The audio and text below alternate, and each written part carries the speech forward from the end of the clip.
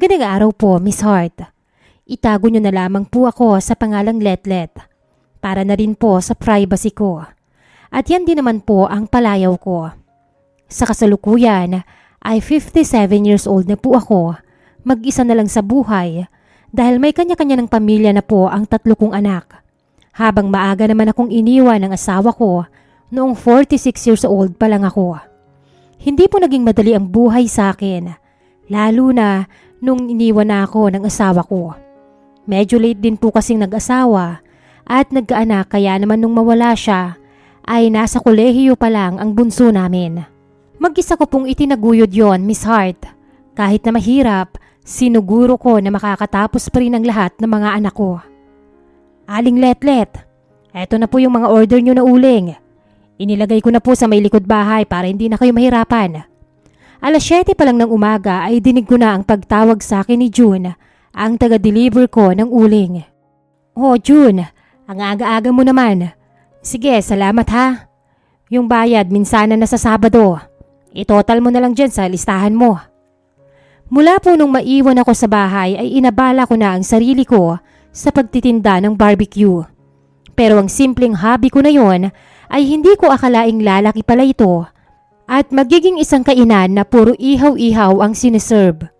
Dahil nga dito ay nagkaroon ako ng mga empleyado na natutulungan ko rin sa pang-araw-araw nilang pangangailangan. Kahit papano ay nagkaroon ako ng libangan at nakakatulong pa sa iba. Pero hindi ko may pagkakaila na nakakalungkot din po talaga ang ganitong buhay, Miss Hart. Hindi ako nagkukulang sa pera. Nabibili ko ang lahat ng pangangailangan ko. Pero pagkatapos kong magpakabisi sa buong araw, uuwi naman ako sa bahay na ako lang mag-isa. Nakapatay lahat ng ilaw, walang nakahandang pagkain. At ganun pa rin ang itsura kung paano ko iniwan. Medyo nakakalungkot, pero isang araw ay hindi ko akalaing magbabago ang lahat sa buhay ko, Miss Hart. Ito po ba yung mga ipapagawa niyong istante? Tanong ni Edgar ang karpinterong inupahan ko para ayusin ang karinderya ko. Oo, pagkatapos dito sa may dining, meron kasing mga party dito na tumutulo kapag umuulan. Dahil mga kahoy lang ito, gusto ko sanang padoblehan at pakikumpuni lahat ng kailangang kumpunihin para siguradong walang makakapasok na tubig kapag bumagyo na. Panay ang pagsasabi ko ng mga instruction sa kanya nang sa ganon ay masiguradong pulido ang lahat. Yan kasi ang mga bagay na madalas na inirereklamo sa akin ng mga customers kapag dumarating na ang tag-ulan. O sige. Siguro aabutin lang to ng 2 araw. Matatapos ko lahat ng ito. Nagulat ako sa sinabi niya. Sigurado ka ba? 5 araw lang ay papatrabaho ko. Hindi ka ba malulugi sa trabaho niyan? Napakarami kong pinapaayos tapos arawan lang ang sahod mo. Panigurado ko. Oo, okay lang. Bigyan mo na lang ako ng libreng pagkain kapag oras na ng almusal at tanghalian. Napabilib ako sa kabaitan ni Edgar. O sige, sabi mo yan ha? Kaya mo na bang magsimula bukas? Oo naman, kayang-kaya na. Pero sa ngayon, sisimulan ko na munang magbaklas para madali na lang bukas. O sige, basta kung may kailangan ka, sabihan mo lang ako ha? Miss Hart, mas bata po kumpara sa akin si Edgar. Sa tingin ko ay nasa 35 years old lang siya. Samantalang ako naman ay malapit nang mag-senior. Pero sa kabila nun ay kitang-kita ko sa kanya ang pagiging matured at responsable. Magaling din siya sa trabaho kaya wala rin talaga akong masabi. Madalas nga ay nauuna pa siyang pumunta sa akin sa karinderya at hinihintay lang niya ako para mabuksan ko ang pintuan. Pagkatapos ay diretso na siyang gagawa sa trabaho niya. Sobra akong natutuwa dahil sa ganong klase ng katangian niya. Madalas kasi kapag nagpapatrabaho ako ng arawan ay tinatamad silang gumawa ng marami sa loob lang ng isang araw. Kasi daw, hindi sulit ang trabaho kaya pinapatagal nila. Kaya naman, nabibilib ako sa karpinterong si Edgar. Halatang maprinsipyo at hindi nanlalamang sa kapwa. Noong unang araw ng paggawa niya, ay busy ako sa pagmamarinate ng mga ihaw-ihaw habang siya naman ay panay ang pukpok, lagari at kung ano-ano pa sa loob ng karinderya. Pasimple ko siyang inoobserbahan. Tahimik at hindi gaanong nakikipagkwentuhan. Focus lang talaga siya sa trabaho. At kapag dumarating naman ang oras, ay dumediretso lang din siya ng uwi pagkatapos magpaalam.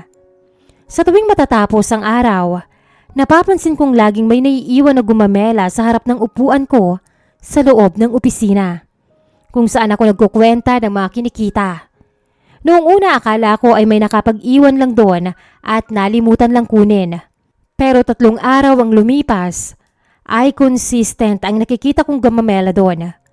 Hindi ko tuloy maiwasang mapangiti dahil pakiramdam ko ay para sa akin yon. Lenny, sa inyo bang gumamela na naiiwan palagi dun sa may table ko? Tanong ko sa mga serbidora ko. Anong gumamela, ma'am? Wala naman pong nagdadala ng gumamela dito sa amin. Takang tanong niya. Palagi kasing may gumamela dun sa table ko tuwing hapon eh. Hindi ko alam kung sinong naglalagay o baka may nakakaiwan lang sa inyo. Wala namang magbibigay sa akin ng ganyan. Kaagad na naintriga ang mga serbidora ko. Naku ma'am, baka para sa'yo talaga yan. Baka may secret admirer ka. Kinikilig na sabi ni Lenny. Baliw ka, ilang taon na ba ako sa tingin mo, Lenny? 18? Sus Mariosep, upang magkagusto sa matandang gaya ko. Natatawa kong sabi sa kanya kahit ang totoo niyan ay hinihinala ko na rin na para sa akin talaga yon. Aba ma'am, malay mo naman. At saka kahit matanda na po kayo, napakaganda nyo pa ho. Mas maganda pa nga ho kayo sa amin eh. Tapos ang puti-puti nyo pa. Sus Lenny, binobola mo na naman ako. 5:00 na, marami na namang tao nito. Bago kami tuluyang maghiwa-hiwalay, ay napansin ko ang kakaibang ngiti ni Edgar habang nagkukumpuni siya sa isang sulok. Tahimik ang mga sumunod na araw. Isang gabi, nagulat na lang ako nung bumalik siya sa pwesto kahit tapos na ang trabaho niya. Sa palagay ko ay nasa 11 na ng gabi yon. Dire-diretso niya akong pinuntahan sa opisina ko at inabutan ng 3 pirasong kulay pulang gumamela. Laking gulat ko nung ginawa niya yon dahil isa yung kumpirmasyon, Miss Hart. Siya talaga ang nagbibigay sa akin ng bulaklak. Pero sa kung anong kadahilanan, yun ang hindi ko alam. Pauwi ka na ba? Tanong niya. Halos hindi ako makasagot dahil sa pag-amin niya. Hindi ko kasi alam kung bakit niya ako binibigyan ng bulaklak, Miss Hart. Oo, pauwi na rin. Sagot ko naman na nagkakanda utal-utal pa. Pwede ba kitang ihatid? Seryoso ang pagkakasabi niya kaya hindi ko nagawang tumawa. Ha? Sigurado ka ba? Oo naman. Bakit naman hindi? Tsaka gabi na rin eh. Ayun nga, gabi na. Pero bakit pumunta ka pa rito? Baka mamaya hinahanap ka na ng asawa mo sa bahay niyo. Hindi siya sumagot nang sabihin ko yon. Ang totoo niyan, hindi ko naman talaga alam kung may asawa siya, kaya pinangunahan ko na lang. Ihahatid na kita. Ulit niya pero sa pagkakataong ito, hindi na yun tanong at hindi na rin yun pagpapaalam. Sinasabi lang niya sa akin na ihahatid niya ako. Oo, sige. Teka, kukunin ko lang yung mga gamit ko. Pagkalabas namin ay medyo naging awkward kaming dalawa sa isa't isa. Walang nagsasalita at tahimik lang kami habang naglalakad. Pero hindi rin nagtagal ay binasag niya ang katahimikan. Bakit naman sobrang gabi mo nang umuwi? Kababae mong tao, paano kung mapagtripan ka sa labas? Kung makapagsalita ka naman para naman akong 18 anyos niyan. Hindi mo ba nakikita ang kulubot kong balat, Edgar? Halos hindi na nga ako makalakad ng maayos eh. Paano pa ako mapagtitripan dyan sa labas halos takot sa akin ang mga tambay dito. Kahit naman matanda ka na, maganda ka pa rin. Ibinulong niya ang huli pero narinig ko pa rin yon, Miss Hart. Aaminin ko na kinikilig ako sa mga salitang binibitawan niya. Sa tagal ng panahon, hindi ko akalaing mararanasan ko pala ulit ang kiligin at ma-excite ng ganito sa isang lalaki. Medyo weird kasi ang tanda ko na. Pero hinayaan ko na lang din siya, total, wala naman kaming ginagawang masama. Miss Hart, ang minsang paghahatid ay naging gabi-gabi na. Hindi ko naman maipagkakaila na gusto ko rin yon at sa katagalan ay hinahanap-hanap ko na siya. Meron pang ang pagkakataon na late siyang dumadating Pero talagang hindi ako umuwi at hinihintay ko siya. Kahit wala naman kaming usapan kung susunduin niya ako sa pwesto at ihahatid pa uwi. Ganun po kalaki ang kumpiyansa ko na pupuntahan niya ako at hindi niya ako pababayaan. Kahit nga po tapos na ang pagtatrabaho niya sa pwesto ko, ay nagpatuloy pa rin siya sa kanyang ginagawa. Hanggang sa hindi na lang po paghahatid sundo ang ginagawa niya. Naging malapit na rin po kami sa isa't isa at dumating sa punto na bawat paghatid niya ay may nangyayari na sa amin. Napagod ka ba ngayong maghapon? Tanong niya habang pinipiga ang mga binti ko. Ayos lang naman. Maigi nang mapagod, alam mong gumagalaw ang negosyo. Maya-maya ay tumayo siya at itinukod sa sofa ang dalawang kamay habang nakaharap sa akin. Napakaganda mo pa rin, Letlet. Masuyo niyang hinagkan ang mga labi ko. Buong puso ko namang tinugunan yon. Hanggang sa hindi na namin napigilan at sa sala ng aking bahay, ipinadama ni Edgar na isa pa rin akong babaeng karapat dapat mahalin at alagaan. Wala po kaming usapan kung ano ang meron sa amin. Hindi namin napag-uusapan kung nililigawan niya ba ako, kung magnobyo ba kami, o kung ginagawa niya lang akong sugar mommy. Wala po kaming kahit na anong napag-usapang ganon. Pero dahil alam ko na mas nakakaluwag ako sa buhay at dahil napapasaya naman niya ako, ay binibigyan ko siya ng konting pera at mga regalo. Hanggang sa isang araw ay dumating ang hindi ko inaasahan.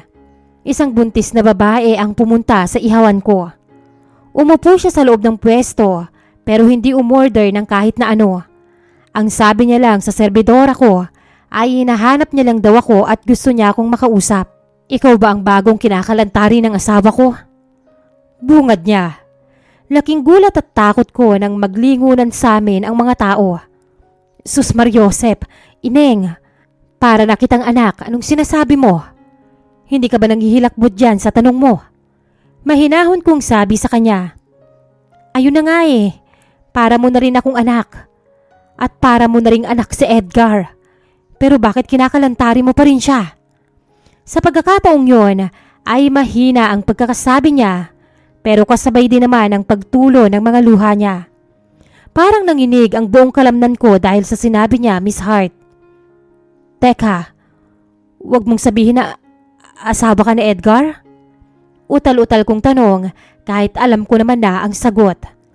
Tumango lang siya at patuloy sa pag-iyak. Ako nga po ang asawa niya at ipinagbubuntis ko ang anak niya. Kaya please lang po, layuan niyo na ang asawa ko. Teka lang iha, ano bang pangalan mo? Melanie po. Umiiyak niyang sabi. Melanie, pwede bang doon tayo sa opisina ko mag-usap? Tumango siya at saka sumunod sa akin, Miss Hart. Si Melanie ang babae na kapag unang kita mo pa lang, malalaman mo na hindi talaga siya palaaway. Siya yung tipo na iiyak lang sa isang sulok. Pero alam ko na nung hinarap niya ako, ay ginawa niya ang lahat para tapangan ang loob niya. Nahabag ako nung makita ko ang kalagayan niya. Malaki na ang tiyan at mukhang kabuwanan na niya, Miss Hart. Sabihin mo nga sa akin, iha. Paano mo ako natuntun? At paano mo nasabi na kabit ako ng asawa mo? Tanong ko sa kanya matapos ko siyang paupiin sa opisina ko. Sinundan ko po siya kagabi. Alam ko na hinahatid sundo ka niya at minsan, sa'yo pa siya natutulog. Hindi na umuwi sa akin ang asawa ko. Iyak niyang sabi, Melanie, maniniwala ka ba kung sasabihin ko sa'yong wala kaming relasyon ng asawa mo?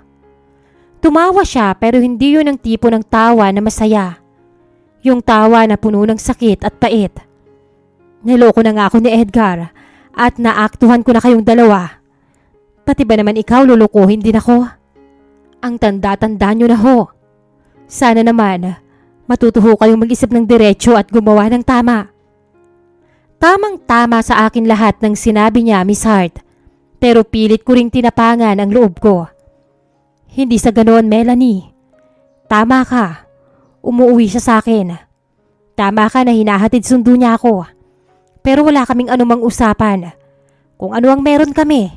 Kahit nga maging sugar mommy niya, Hindi ko alam kung ganun ba ang turing niya sa akin. Basta, tumutuloy lang siya sa amin at minsan, binibigyan ko siya ng mga regalo. Pero hanggang dun lang kami, Melanie. Maniwala ka o sa hindi. Paulit-ulit siyang umiling. Hindi ko na alam. Hindi ko na alam ang gagawin ko. Palagi na lang niyang ginagawa to. Palagi na lang niya akong niluloko. Hindi ko akalain na pati matatandang babae ay papatusin niya. Anong ibig mong sabihin? Hindi lang ho kayo ang una, Aling Letlet. Marami na siyang naging kabit. Marami na siyang pinirahan. At ganyan ang gawain niya kapag sinabi ko na may kabit siya.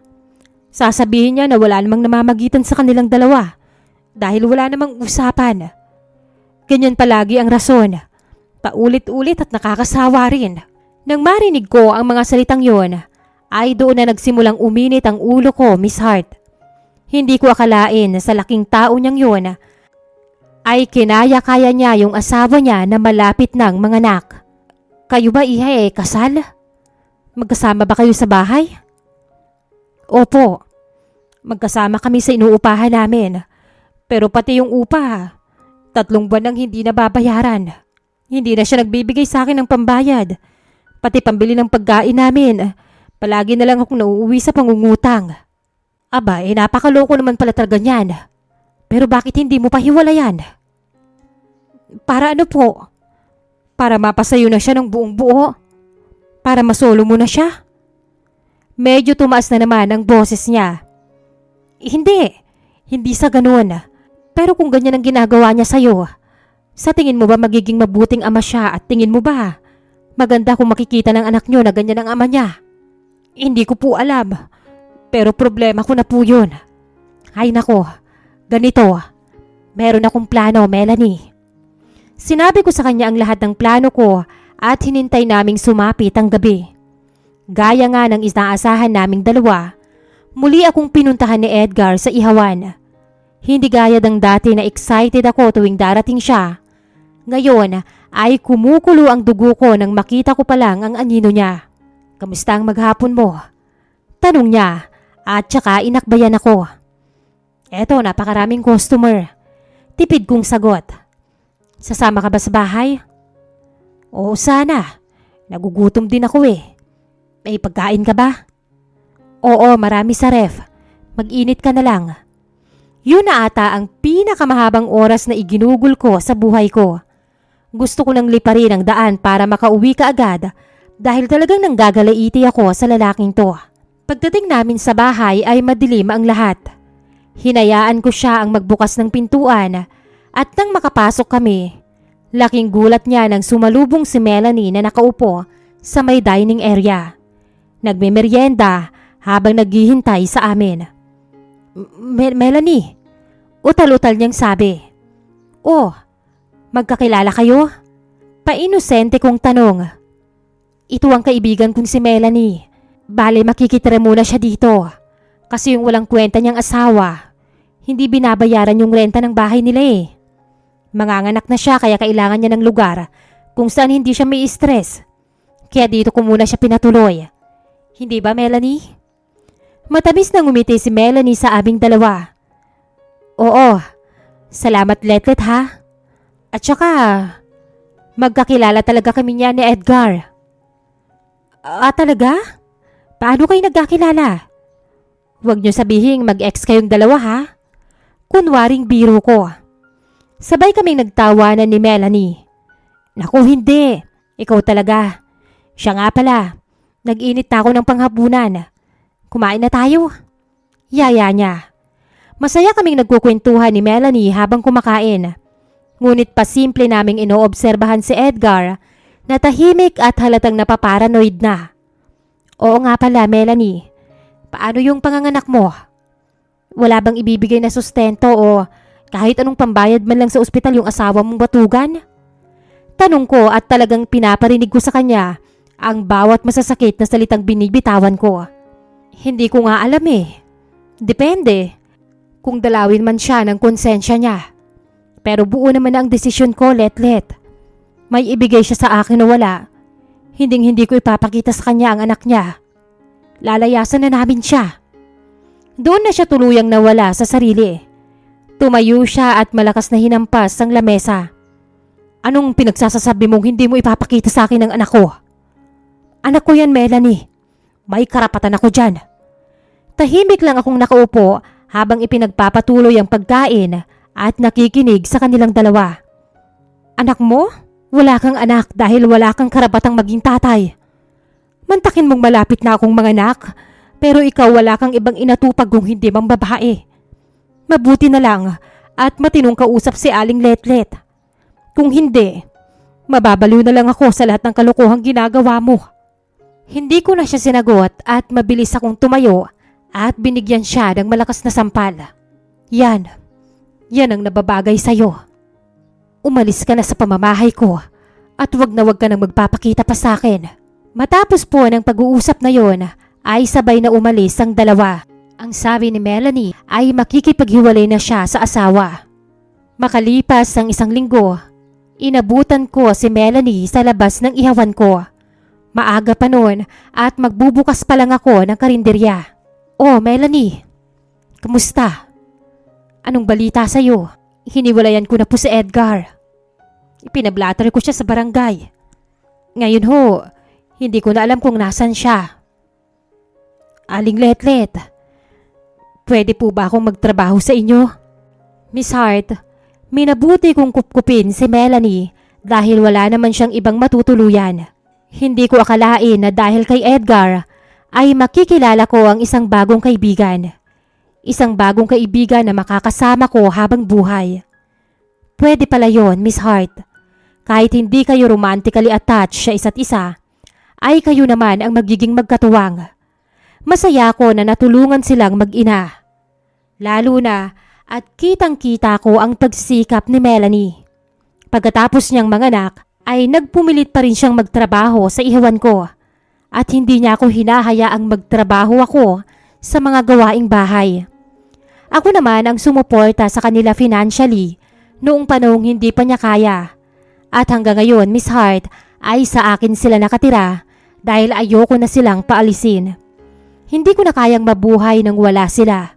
Natutuwa rin naman ang mga anak ko dahil may kasama na raw ako sa bahay. Kaya hinayaan nila na sa akin na si Melanie. Sa ngayon ay malaki na rin po ang anak ni Melanie at marunong nang maglakad. Nakakatuwa na magkaroon ulit ng buhay ang malungkot kong bahay. Miss Hart, sana magsilbi itong aral sa mga listeners ninyo. Na sa buhay, minsan may mga nagagawa tayong pagkakamali na hindi natin sinasadya. Pero palaging nasa atin kung paano gagawing tama ang lahat. Muli, maraming salamat po sa pagbabasa ng kwento ko. Lubos na gumagalang, Letlet.